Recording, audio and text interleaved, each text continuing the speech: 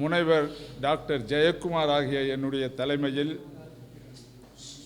அகில இந்திய காங்கிரஸ் கமிட்டியானது ஐவர் குழு ஒன்றை அமைத்திருக்கின்றது. இந்த குழுவினுடைய ஒருங்கிணைப்பாளராக அருமை சகோதரர் இதயதுல்லா அவர்களும், இந்த குழுவினுடைய உறுப்பினர்களாக ஸ்வர்ணா சேத்துராமன் அவர்களும், சிடி மையப்பன் அவர்களும், திருமதி கமலிகா காமராஜ் அவர்களும் இணைக்கப்பட்டுள்ளார்கள். இந்த குழுவினுடைய கடமைகள், செயல்பாடுகள் தமிழ்நாட்டிலே நடந்த 2226 ஆண்டில் நடந்த தேர்தலிலே பல விதிமுறைகள் மீறப்பட்டிருக்கின்றன என்றும்,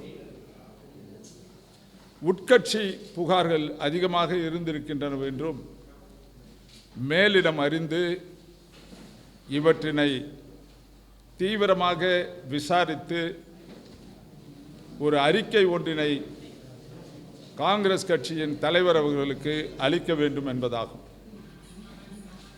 இந்த பணியை செய்வதற்காக காங்கிரஸ் கட்சியினுடைய ஒவ்வொரு தொண்டருக்கும், இந்த காங்கிரஸ் கட்சியினுடைய அக்கறையுள்ள அனைவருக்கும், காங்கிரஸ் கட்சியிலே பொறுப்பிலே இருக்கின்ற அனைவருக்கும், கடந்த தேர்தலிலே போட்டியிட்ட அவர்களுக்கும் மற்றும் பொதுமக்களாக இருப்பவர்களுக்கும் ஒரு வாய்ப்பளித்து நான் சொன்ன அந்த கருத்தின் மீது அவர்களுடைய கருத்து என்னவென்பதை கண்டறிய வேண்டியது எங்களுடைய கடமை. இதற்காக இந்த குழுவானது தமிழகம் முழுவதும் சுற்றுப்பயணம் செய்ய இருக்கின்றது. எங்களுடைய சுற்றுப்பயணமானது ஒவ்வொரு காங்கிரஸ் கட்சியினுடைய மாவட்டத்தையும் ஒவ்வொரு தொகுதியையும் தொட்டுவிட்டு வருகின்ற நிலையிலே அமையும். அதற்காக நாங்கள் திட்டம் தீட்டிக் கொண்டிருக்கின்றோம்.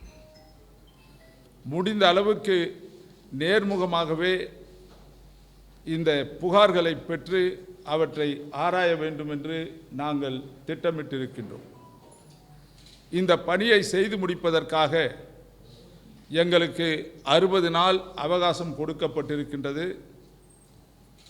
இப்பொழுது இருக்கின்ற எங்களுடைய மனநிலையின்படி 60 நாட்களுக்கு முன்பாகவே நாங்கள் இதை முடிக்க வேண்டும் என்று எங்களுடைய வேலைப்பாடுகள் திட்டமிடப்படும் என்பதை நான் தெரிவித்துக் கொள்கின்றேன்.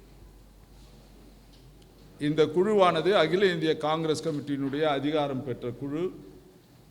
இதற்காக இந்த ஊடகத்துறையின் வாயிலாக ஸ்டேக் ஹோல்டர்ஸ் என்று சொல்லுவார்கள், பங்குதாரர்கள் என்று, கட்சியினுடைய பங்குதாரர்களாக இருக்கின்ற ஒவ்வொருவருக்கும் வேண்டி கேட்டுக்கொள்வது, இந்த குழுவை நாங்கள் பயணத்தின் போது ஆங்காங்கே சந்திக்க முற்படுங்கள், உங்களுடைய கருத்துக்களை கொடுங்கள், முடிந்த அளவுக்கு அந்த கருத்துக்களை நாங்கள் மேலிடத்தில் எங்களுடைய அறிக்கையிலே சமர்ப்பிப்போம்.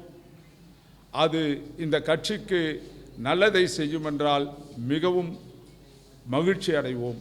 அந்த முறையிலே எங்களுடைய வேலையை இன்றைக்கு நாங்கள் துவக்கி இருக்கின்றோம். இன்றைக்கு எங்களுடைய முதல் அமர்வு. தேவைப்படும் பொழுதெல்லாம் இந்த வளாகத்திலே நாங்கள் சந்திப்போம். மற்ற நேரங்களில் தொகுதிகளிலே சென்று அங்கே நிலவரத்தை அறிந்து கொள்வோம். இதுதான் எங்களுடைய செயல்பாட்டின் வடிவம் என்பதை ஊடகம் மூலமாக அனைவருக்கும் நான் தெரிவித்துக் கொள்கின்றேன்.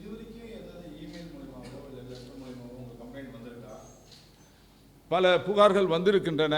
எனவே தான் இந்த குழுவே அமைக்கப்பட்டது. மேலிடத்தில் இருப்பவர்களுக்கு பல புகார்கள் சென்றிருந்த காரணத்தினால்தான் இதை விரிவாகவே நாம் செய்வோமே. ஏனென்றால் அவர்களால் அத்தனை புகார்களையும் நேராக பார்க்க முடியவில்லை, ஆராய முடியவில்லை, ஆய்வு செய்ய முடியவில்லை. எனவே தான் இதற்காக இந்த குழுவை அமைத்திருக்கின்றார்கள். அதையெல்லாம் இப்போ சொல்ல முடியாது. அதெல்லாம் எங்கள் வந்திருக்கு. இதுதான் முதல் அமர்வு. இன்னும் அந்த துவக்கலை. நீங்கள் அது மாதிரி கேள்விக்கெல்லாம் என்னால் அது இந்த குழு அமைக்கப்பட்டிருப்பதனுடைய நோக்கத்திலிருந்தே நீங்கள் அதை ஊகித்துக் கொள்ள வேண்டும். குழு அமைக்க வேண்டிய அளவுக்கு நிலைமை ஏற்பட்டிருக்கின்றது.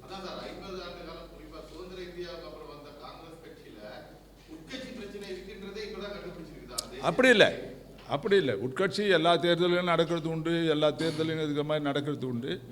இந்த முறை இதை சற்று தீர ஆராய வேண்டும் என்று நினைத்திருக்கின்றார்கள். அதற்காக அமைக்கப்பட்டிருப்பது. இது எல்லா கட்சிகளிலுமே உண்டு. காங்கிரஸ் எல்லா மற்ற கட்சிகள் எல்லாம் தூய்மையாகவும் வெகு நேர்மையாகவும் நடந்திருக்கின்றன என்று பொருள் அல்ல. இதற்காக வேண்டிதான் திராவிட முன்னேற்ற கழகம் மிகப்பெரிய ஒரு குழுவை அமைத்திருக்கின்றது. 38 பேர் அடங்கிய குழுவை அவருக்கு அமைத்திருக்கின்றார்கள் என்றால் 50 வருடமாக இருக்கின்ற அந்த திராவிட முன்னேற்ற கழகத்திற்கு இப்பொழுதுதான் தெரிந்தது என்று உங்களுடைய கேள்வி சரியாக பொருந்துமா என்று சிந்தித்து பாருங்கள்.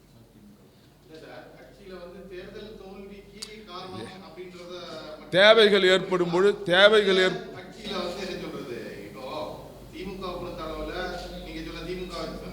திமுக தலைவர் அவங்களுக்கு முன்னாடி இருக்கக்கூடிய அவங்க தான் தலைமையா இருப்பாங்க, கீழே இருப்பாங்க. இங்க காங்கிரஸ் கட்சியை பொறுத்த அளவுல எத்தனையோ தலைவர்கள் இருக்காங்க அப்படின்றது வந்து எல்லாருக்கும் தெரியும். ஒரு மாநில தலைவர் அணிகள் எத்தனை அணிகள் இருக்கின்றது வெளிப்படையாக எல்லா உங்களுடைய கேள்வி ஏற்புடையதல்ல. இந்த நிலை எல்லா கட்சிகளிலும் இருக்கின்றது. நேற்று 50 ஆண்டு காலம் இருக்கின்ற கட்சியும் சரி, 100 ஆண்டு காலம் இருக்கின்ற கட்சியும் சரி, 3 ஆண்டுகளாக இருக்கின்ற கட்சியும் சரி, எல்லா கட்சிகளிலுமே இது போன்ற நிலைப்பாடுகள் உண்டு. சில பெரிய கட்சிகளில் தேசிய கட்சி இது சற்று அதிகமாக இருக்கும், சிறிய கட்சிகளில் குறைவாக இருக்கும். சிறிய கட்சிகளில் இருக்கிறவர்கள் எல்லாம் ஒருவர் நல்லாக அறிந்தவர்கள், தெரிந்தவர்கள். இது போன்ற புகார்களை வழங்குகின்ற அளவுக்கு நிகழ்ச்சிகள் ஏற்பட்டிருக்காது. எத்தனையோ கட்சிகள் இருக்கு. இல்லை 3 ஆண்டு ஓராண்டு கட்சிகள் இந்த இல்லை, நான் எந்த கட்சியை நான் குறிப்பிடலைங்க. எத்தனையோ கட்சிகள் அதை சொல்ல எல்லா கட்சிகளிலும் உண்டுன்னு சொன்னேன். நீங்கள் ஏன் ஒரு கட்சியை பாயிண்ட் பண்ணுறீங்க? எல்லா கட்சிகளிலும் பல ஆண்டுகள் இருந்த கட்சியும் உண்டு, பல வருடங்கள் இருக்கின்ற கட்சியிலும் இந்த பிரச்சனை உண்டு. நெக்ஸ்ட் அடுத்த கேள்வி தேவையில்லாத கேள்வி. நீங்கள் தடம் புரண்டு கேள்விகளை கேட்கின்றீர்கள். வேற கேள்வி சொல்லுங்க. பொதுவாக சொல்ல எல்லா கட்சிகளிலும் இந்த நிலைப்பாடு உண்டு. உங்களுக்கு தெரியாவிட்டால் சென்று தெரிந்து கொள்ளுங்கள். பிரதானமாக இந்த தேர்தலின் போது தலைமை மேல ஜாதிய பாகுபாடு இருக்கு அப்படின்னு சொல்லிட்டு கட்சிகள் உள்ளேயே நிறைய விமர்சனங்கள் ஏற்படுத்தப்பட்டது. அது குறித்தும் ஆமாம், எல்லாத்துக்கும் புகார், எந்த புகாராக இருந்தாலும் தேர்தல் புகார், கேண்டிடேட் செலக்ட் பண்ணுற புகார், ஃபண்டு யூஸ் பண்ண புகார், ஃபண்டு கொடுத்த புகார், எந்த தேர்தலுக்குட்பட்ட எந்த நிகழ்ச்சிகளாக இருந்தாலும் நாங்கள் விசாரிப்போம். புகார் வந்தால் அதுக்குன்னு புகார் கொடுங்க, இல்லாதவங்கெல்லாம் போய் புகார் கொடுங்கன்னு கேட்கப்படுத்து.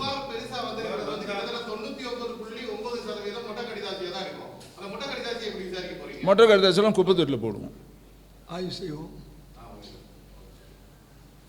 குறைந்து சொல்லுகின்ற அளவுக்கு கூட தைரியம் இல்லாதவர்கள் மொட்டை கடிதாசி எழுதுனா மொட்டை கடிதாசிக்கு எந்த ஆர்கனைசேஷன்லையும் அதுக்கு ரெலவன்ஸ் கொடுக்க மாட்டான். ஒரே ஆள் கூட பல கடிதம் எழுதலாம். மொட்டை கடிதாசி பல பேர் கூட ஒரே கடிதத்தை டூப்ளிகேட் காப்பியாக கூட பண்ணி அனுப்பலாம்.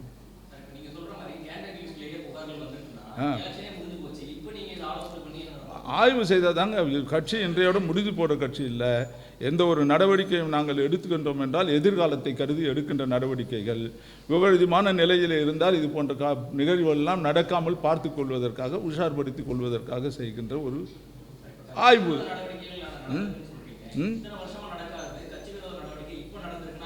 இப்போ இருக்கிறவங்க எஃபிஷியண்டாக வேலை செய்கிறோன்னு அர்த்தம்.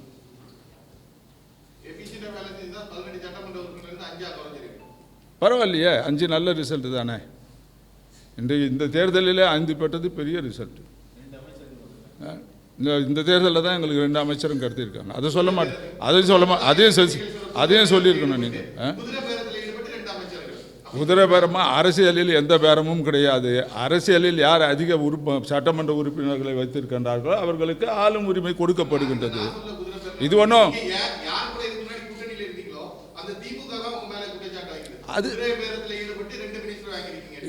இந்த கூட்டம் நான் என்ன வேலையை செய்ய வேண்டும் என்பதற்காக அமைக்கப்பட்ட பத்திரிகையாளர் தொடர்பு கூட்டம். இதற்கு குதிரை பேரம் செய்தார்களா, கோழி பேரம் செய்தார்களா என்று பார்ப்பதற்காக இந்த குழு கிடையாது. Listen, when I talk you should listen. I have quietly listened yourself and I am answering you, not all others. I am நான் உங்களுக்காக தான் நான் பதில் சொல்கிறேன், அதால் கேட்டுக்கு. இந்த கொள்கை என்ன கட்டுப்பாடுக்காக என்னத்திற்காக வரையறுக்கப்பட்ட செயல்பாடு என்ன, இந்த குழுவினுடைய செயல்பாடு என்பதை ஆரம்பத்தில் விவரமாக சொல்லிவிட்டேன். அதற்குட்பட்ட கேள்விகளை கேளுங்கள். குதிரை பேரம் இதில் வராது. இது குதிரை பேரமோ நான் சொன்ன குதிரை பேரமோ கோழி பேரமோ அது போஸ்ட் எலெக்ஷன் ஆக்டிவிட்டி. இல்லை அதை முடிச்சுட்டு போஸ்ட் எலெக்ஷன் ஆக்டிவிட்டி தேர்தல் முடிஞ்ச பிறகு. நான் தேர்தல் முடிஞ்ச பிறகு விவரங்களுக்கு நான் போக மாட்டேன். அது என்னுடைய ஸ்கோப் ஆஃப் ஒர்க்கும் கிடையாது.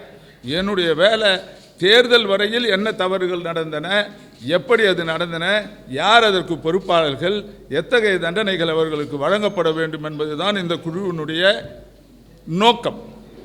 ஸோ தேர்தலுக்கு பின்னால் நடக்கிற விவகாரம் தேர்தலுக்கு பணிக்காக தேசிய தலைமையிலிருந்து குறிப்பிட்ட இடத்துல தொகுதிகளுக்கு பணம் கொடுக்கப்பட்டதா, அந்த பணம் முழுமையா செலவு பண்ணல, அதை அங்கங்க இருக்கக்கூடிய தலைவர்கள் அதை அவங்களே எடுத்துட்டு போயிட்டாங்க அப்படின்னு இது தொடர்பாக விசாரிப்பீங்களா? கண்டிப்பா அந்த புகார் இருக்கா சார்? இதுக்கு அப்புறம் தானே இன்றைக்கி தாங்க முதல் நாள் புகார் வரும். இதுக்கு நான் போன தொகுதி 10 நாளுக்கு பிறகு கேட்க வேண்டிய கேள்வி நீங்கள் கேட்குறீங்க. 10 நாள் பொறுத்து நான் ஒரு ரவுண்டு தமிழ்நாட்டை 234 தொகுதியிலையும் போய் பார்த்துட்டு வந்த பிறகு இந்த கேள்வி கேளுங்க. மறக்காமல் அந்த ப்ரெஸ் மீட்டுக்கு வாங்க. கண்டிப்பாக ரெக்கமெண்ட் பண்ணும். கண்டிப்பாக எங்கள் கட்சியில் ஏற்கனவே நடவடிக்கைகளுக்கு என்னென்ன நடவடிக்கை யார் யார் மேல் எப்படி எடுக்க வேண்டும் என்ற கோட்பாடு இருக்கின்றது. அந்தபடி கண்டிப்பாக நாங்கள்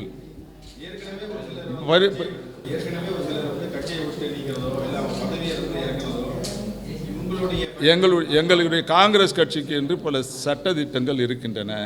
அந்த சட்டத்திட்டத்துக்கு உட்பட்டு நடவடிக்கை எடுப்பார்கள். நடவடிக்கை எடுக்க வேண்டியது இந்த குழுவினுடைய கடமை கிடையாது. நடவடிக்கைக்கு பரிந்துரை செய்வதோடு நாங்கள் நிறுத்திக் கொள்வோம். அவர்கள் மேலிடத்தில் இருந்து நடவடிக்கை எடுக்கின்றார்களா இல்லையா என்பது போஸ்ட் அசைன்மெண்ட். மாநில தலைவராக இருந்து அவர் பல விஷயங்களை முன்னெடுக்கும் போது செல்வ பெருந்தகையே சொல்லியிருக்காரு. சில இடங்கள்ல சில தலைவர்கள் ஒத்துழைக்கல, அவங்க வேறு திசையில தேசிய இடத்துல இருக்கக்கூடிய தலைவர்கள் ஒன்று சேர்ந்து அவங்க பிரிஞ்சு இவருக்கு எதிராக கருத்துக்கள் சொல்றது, இவருக்கு எதிராக சொல்ற மாதிரியான செயல்கள் இருக்கு. ஒரு மாநில தலைவரே அவங்க பொருட்டா மதிக்கிறது இல்லை அப்படின்னு. நீங்க ஐவர் குழு போகும்போது உங்களுக்கு எந்த அளவு அவங்க ஒத்துழைப்பு கொடுப்பாங்க? இது எப்படி உங்களுக்கு சாத்தியமாகும் நினைக்கிறீங்க? கண்டிப்பா ஒத்துழைப்பு கொடுக்கலைன்னா அந்த குறைபாடுகள் எல்லாம் நாங்கள் ஒன்றும் கண்டுக்க முடியாது. வந்த குறைகளைத்தான் நாங்கள் எப்படி சரி செய்வோம் என்று சொல்ல முடியுமே ஒழிய விசாரிக்காத குறைபாடுகளுக்கு நாங்கள் எதுவும் செய்ய முடியாது.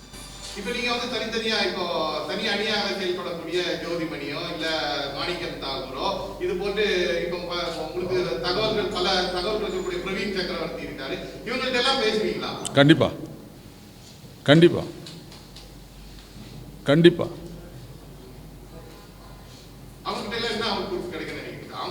அது அவங்கள்ட்ட விசாரிச்சு ஏங்க நீங்கள் ரொம்ப ஹைப்போதெட்டிக்கல் கொஸ்டின்ஸ் கேட்குறீங்க, அசம்ஷனில் கேட்குறீங்க. நான் க்ளீனாக சொல்லிட்டேன். வருகின்ற புகார்களை தான் நாங்கள் விசாரிக்க முடியும். வராதவர்களை பற்றியோ வராத புகார்களை பற்றியோ இந்த குழுவினுடைய செயல்பாடுகள் எதுவும் அதில் இருக்காது. தேங்க்யூ. யாரு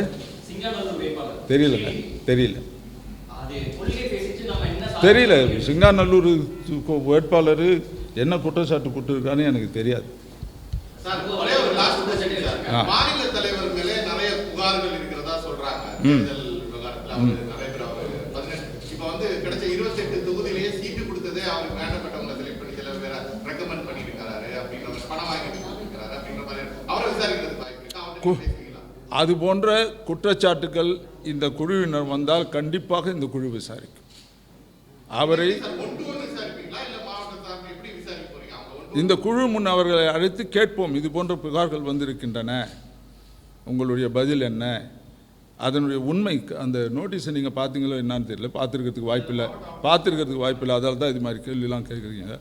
உண்மை அறிதல், இந்த குழு போயிட்டு இந்த புகார்லாம் வந்திருக்கு, இது உண்மைதானான்றது தான் அறியத்தை. ஸோ அவங்கள கூப்பிட்டு கேட்போம், அதன் மீது நாங்கள் முடிவெடுப்போம். பேச வரலன்னா அது எழுதிடுவோம். இவர்கிட்ட பேச வர்றாரு, ஒரு விதத்தில் அது குற்றம் பண்ணி கூட இருக்கலாம், அதால் தான் வரல. குற்றம் செய்யாதவராக இருந்தால் அவர் வந்திருக்க வேண்டும். இவர் இந்த குழுவின் முன்பு நின்று இந்த கேள்விகளுக்கெல்லாம் பதிலளிக்காத காரணத்தினால் நேரடியாக மேலிடம் நடவடிக்கை எடுக்க வேண்டும்னு சிபாரிசு பண்ணுவேன். அவர் மாநில தலைவர் செய்திருந்தாலும் விசாரிக்கப்படுகிறது அவங்களுடைய எல்லாரையும் விசாரிப்புங்க. யார் பேர குற்றம் இந்த தேர்தலை ஒட்டிய விவகாரத்தில் எவர் மீது குற்றம் சாட்டப்பட்டிருந்தாலும் அந்த குற்றம் எடுத்துக்கொண்டு விசாரிக்கப்படும், அதன் மீது பரிந்துரை செய்யப்படும். ஏற்கனவே ஒரு மாநில மகளிர் தலைவராக இருந்தவங்க ஒரு அசீனாசே அவங்கள அதெல்லாம் தான் உங்கள் கொஸ்டின் இங்கேயே கட் பண்ணுறேன் நான். அதெல்லாம் தான் காரணம் இந்த குழு வந்ததுக்கே, இந்த குழு அமைச்சதுக்கே. இதெல்லாம் பாருங்கள், எல்லாம் வரவங்க போகிறவங்கெல்லாம் ஒரு கருத்து சொல்லிட்டு போயிருக்காங்க. இதனுடைய உண்மைத்தன்மைன்னா இது உண்மைதானா அவங்க சொன்னதெல்லாம் அதுவும் எடுத்துக்கொள்ளப்படும். நீக்கினவங்களை பற்றி இதுக்கு நம்ம கவலை பண்ணோம் முடியாது. கட்சியை விட்டு நீக்கியவர்களிடம் விசாரணை இருக்காது, அது தேவையும் இல்லை. இது கடந்த காலம். அதை பற்றி நாம் இந்த குழு அதை கவனத்தில் எடுத்துக்கொள்ளாது.